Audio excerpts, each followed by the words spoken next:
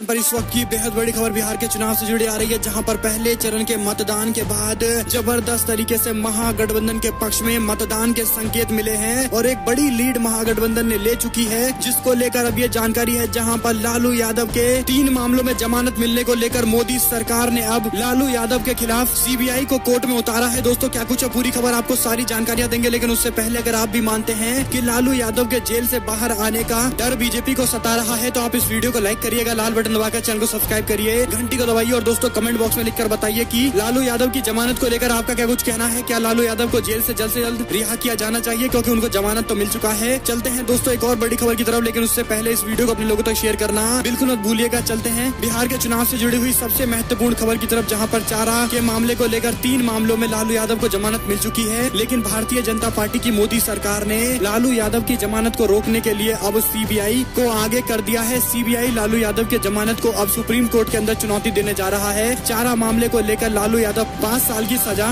काट रहे हैं और इस मामले को लेकर अब ये जानकारी है, जहां पर लालू यादव को जमानत पर रोकने के लिए भारतीय जनता पार्टी ने सीबीआई को आगे किया है। दरअसल दोस्तों इस पूरे मामले को लेकर आप लोग की क्या कुछ राय है? क्या सीबीआई को आगे करना ये दिखाता है कि बीजेपी लालू यादव की रिहाई को लेकर डर चुकी है? तो आप कमेंट बॉक्स में अपनी राय जरूर लिखिएगा। इसी के साथ में चलते हैं एक और बड़ी खबर की तरफ, जहां पर बीजेपी के नेता उल जुलूल बयान बिहार के चुनाव को लेकर दे रहे हैं, इधर उधर की बहुत सी बातें कर रहे हैं, जिसको लेकर तेजस्वी यादव ने जेपी नड्डा को दी है खुली चुनौती। कहा जेपी नड्डा बिहार के एक मुद्दे को लेकर या कितने भी मुद्दों को लेकर मेरे साथ आकर डिबेट करके दिखाए, मेरे साथ बहस करके दिखाए। जो बहस में जीत जाएगा जनता उसको मतदान कर देगी। लेकिन बीजेपी के नेता जेपी नड्डा को अगर लगता है कि बिहार के अंदर उन्होंने विकास किया है तो वो मेरे सामने आए, मेरे सामने आकर बहस करे, मैं किसी भी मुद्दे पर बहस करने के लिए तैयार हूँ। उन्होंने ये खुली चुनौती भारतीय जनता पार्टी के राष्ट्रीय अध्यक्ष जेपी नड्डा को दी है। इससे पहले उन्होंने नीतीश कुमार को बहस की चुनौती दी थी, लेकिन नीतीश कुमार ने इसे स्वीकार नहीं किया, जो इस बात के संकेत देता है कि नीतीश कुमार को भी पता है कि उन्होंने जो विनाश बिहार के अंदर किया है उससे अब जनता त्रस्त आ चुकी है और उनके पास बताने के लिए कुछ भी नहीं है, और इसीलिए तेजस्वी यादव के डिबेट में पहुंच नहीं पाए। इस तरह के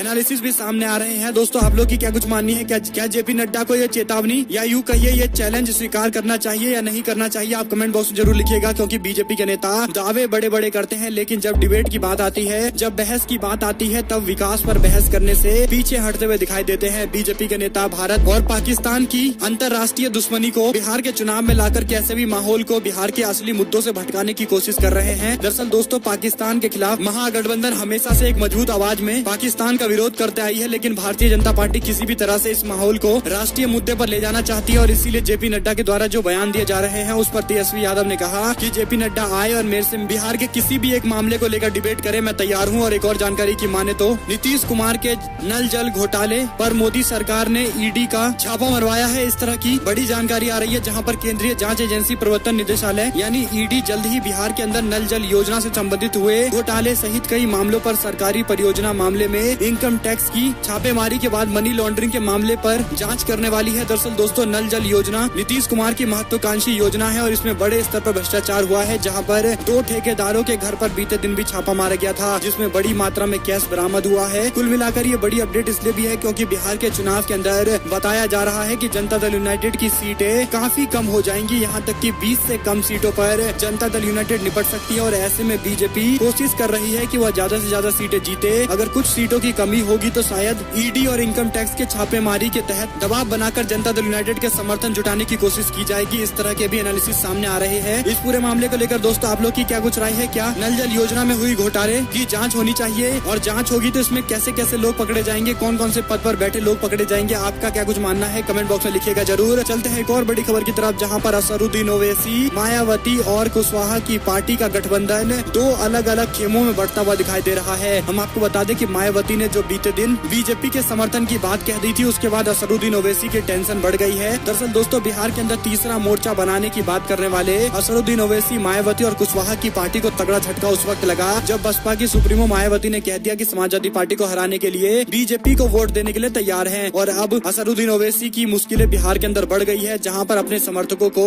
जवाब नहीं दे पा रहे हैं कि बीजेपी की समर्थित बहुजन समाज पार्टी के साथ उन्होंने गठबंधन क्यों कर रखा है। एक और जानकारी की माने दोस्तों तो बिहार के विधानसभा चुनाव 2020 को लेकर नीतीश कुमार की टिप्पणी से गुस्से में लालू और राबड़ी के पैतृक गाँव के लोग। हम आपको बता दें कि नीतीश कुमार के बयान को लेकर एक नया विवाद होता हुआ दिखाई दे रहा है। बिहार के विधानसभा चुनाव 2022 में चुनावी जनसभा के दौरान नेतागण अब निजी हमले करने लगे हैं। बीते चुनावी सभा के अंदर मुख्यमंत्री नीतीश कुमार ने लालू प्रसाद यादव पर दिए बयान को लेकर विवाद खड़ा हो गया है। दरअसल नीतीश कुमार ने एक चुनावी जनसभा को संबोधित करते हुए कहा था कि एक बेटे के लिए 8-9 बच्चे पैदा करने वाले लोग क्या विकास करेंगे, जिस पर लालू यादव और राबड़ी देवी के गाँव के लोग इस पर काफी ज्यादा नाराज नजर आ रहे हैं। जहाँ पर उन्होंने कहा कि नीतीश कुमार अपनी शालीनता खो चुके हैं। एक शिक्षित होने का दावा करने वाले नीतीश कुमार इस तरह के बेहुदा बयान दे रहे हैं, एक महिला की प्रतिष्ठा को लेकर सवाल खड़ा कर रहे हैं। और ऐसे में दोस्तों इसका बहुत बड़ा नुकसान नीतीश कुमार को होने जा रहा है, जिस तरह की भाषा का इस्तेमाल उनके द्वारा किए जा रहे हैं। एक और जानकारी की माने तो हिंदुत्व के मामले को लेकर भारतीय जनता पार्टी को जमकर खड़ी खोटी सुनाने वाले शिवसेना ने अब एक ऐसा बयान दिया है जिसके बाद बिहार की सियासत के अंदर तेजस्वी यादव और महागठबंधन और मजबूत होते हुए दिखाई देंगे। बिहार के विधानसभा चुनाव के लिए पहले चरण का मतदान हो चुका है। दूसरे चरण के मतदान को लेकर चुनावी अभियान जोरों शोरों पर दिखाई दे रही है। इसी बीच शिवसेना के राज्यसभा के सांसद राष्ट्रीय प्रवक्ता संजय राउत ने कहा कि मुझे तनिक भी आश्चर्य नहीं होता कि रजत के नेता तेजस्वी यादव अगर बिहार के मुख्यमंत्री बन जाते हैं तो। साथ ही उन्होंने कहा कि चुनाव आयोग पर निशाना साधते हुए कहा कि बीजेपी की चुनावी मदद पहुंचाने के लिए चुनाव आयोग एक बीजेपी की शाखा के तौर पर काम कर रही है। शिवसेना के नेता संजय राउत ने कहा कि बिना किसी सहारे के एक युवक उसके परिवार के सदस्य जेल में है और सीबीआई IT विभाग उसके पीछे पड़ा हुआ है। बिहार जैसे राज्य के अंदर सभी को चुनौती दी जा रही है। अगर तेजस्वी यादव कल बिहार के CM बन जाते हैं तो मुझे बिल्कुल भी आश्चर्य नहीं होगा। यानी शिवसेना भी ये मानने को तैयार है कि महागठबंधन के अंदर तेजस्वी यादव का नेतृत्व काफी मजबूत दिखाई दे रहा है। एक और जानकारी की माने तो भारतीय जनता पार्टी की समर्थित कंगना रनौत ने भाषा की मर्यादा पार करते हुए एक बार फिर से ऐसा बयान दिया है जिसको लेकर बीजेपी के नेता ही असमंजस की स्थिति में आ गए हैं। दरअसल दोस्तों कंगना हो या फिर कंट्रोवर्सी हो, दोनों एक साथ चलती है। कंगना ने एक बार फिर से महात्मा गांधी और पंडित जवाहरलाल नेहरू को लेकर ऐसा बयान दिया है जो सीधे तौर पर बवाल मचता हुआ इस बयान पर दिखाई दे रहा है। हम आपको बता दें कि लौह पुरुष सरदार वल्लभ भाई पटेल की जयंती पर उन्होंने बयान देते हुए महात्मा गांधी और पंडित जवाहरलाल नेहरू को लेकर विवादित बयान दिया है। उन्होंने पंडित जवाहरलाल नेहरू को कमजोर दिमाग का व्यक्ति बता दिया और ये बात कह दी कि सरदार वल्लभ भाई पटेल के खिलाफ महात्मा गांधी ने साजिशें रची थी। यानी इतिहास से बिल्कुल इतर बीजेपी के समर्थित लोगों के द्वारा इस तरह के बयान दिए जा रहे हैं। लेकिन एक बात तय है कि भारतीय जनता पार्टी के नेता चाहे जितना बयान दे ले, भारतीय जनता पार्टी के सबसे बड़े नेता कहे जाने वाले प्रधानमंत्री नरेंद्र मोदी कभी भी महात्मा गांधी की आलोचना नहीं कर सकते, क्योंकि उन्हें भी पता है कि महात्मा गांधी की आलोचना या फिर पंडित जवाहरलाल नेहरू की आलोचना करने से बीजेपी के खिलाफ ही जनता का माहौल बनेगा। क्योंकि भारतीय जनता पार्टी के कुछ एक समर्थक है जो गोडसे का समर्थन करते हैं। और ऐसे में दोस्तों एक और अपडेट की माने तो पहले चरण के चुनाव संपन्न होने के बाद जीतन राम मांझी के बदले सुर शराबबंदी के कानून की समीक्षा की बात कह रहे हैं। यानी शराबबंदी कानून लागू होना चाहिए और कितने सख्ती से लागू होना चाहिए, इस पर जीतन राम मांझी तमाम तरह के बड़े बयान दे रहे थे। और अभी ये जानकारी सामने आ रही है जहाँ पर उन्होंने बयान देते हुए कह दिया कि शराबबंदी की तो समीक्षा होनी चाहिए। ऐसे में दोस्तों अगर आप भी मानते हैं कि इस तरह के पलटने वाले बयान इस साफ संकेत देता है कि इनकी कोई भी नीति नहीं है, केवल और केवल चुनाव होने का इंतजार कर रहे थे। उनके अपने विधानसभा सीट पर चुनाव संपन्न हो चुका है, इसीलिए इस तरह के बयानबाजी कर रहे हैं। ऐसे में सबसे बड़ा सवाल यही खड़ा होता है कि जनता दल यूनाइटेड जो सबसे करीबी है जीतन राम मांझी के, उसका क्या कुछ मानना है। क्या शराबबंदी पूरे फैसले की कानूनी समीक्षा होनी चाहिए, क्योंकि कानून तो अच्छा है लेकिन जमीनी स्तर पर लागू करने में प्रशासन विफल दिखाई दे रहा है। और ऐसे में प्रशासन को टाइट करना बहुत जरूरी है। लेकिन बीजेपी के नेता के बाद अब जीतन राम मांझी ने भी यही बयान दिया है। ऐसे में जनता दल यूनाइटेड और नीतीश कुमार को सफाई देनी चाहिए। एक और जानकारी की माने तेजस्वी यादव ने प्रधानमंत्री नरेंद्र मोदी का